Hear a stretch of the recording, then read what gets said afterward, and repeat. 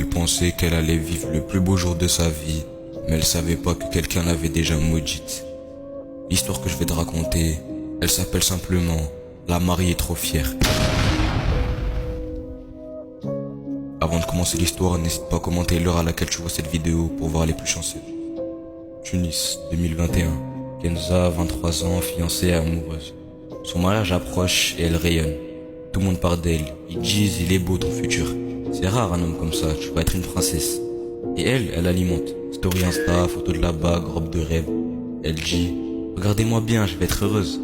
Mais elle savait pas qu'en silence on la regardait avec haine, et pas n'importe qui. La tante de son futur mari, toujours calme, toujours poli, mais le cœur noir. La veille du mariage, pendant que Kenza dort, la femme glisse une boîte sous le lit.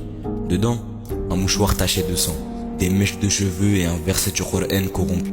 Un travail de sorcellerie bien fait, du sihr, de la magie noire. Le mariage a lieu, mais le soir même, l'homme dit rien.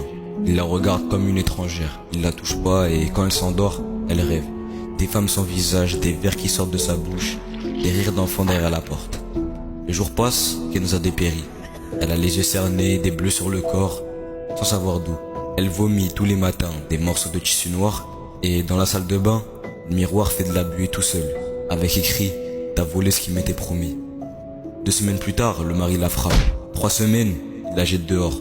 1 mois, divorce signé. Kenza, elle disparaît des réseaux.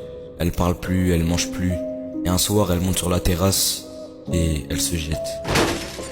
Mais quand la police la trouve, le corps est intact.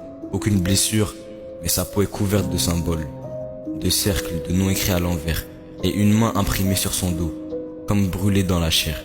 Sur son téléphone, un seul message envoyé. Elle a gagné, et moi, j'ai été mangé.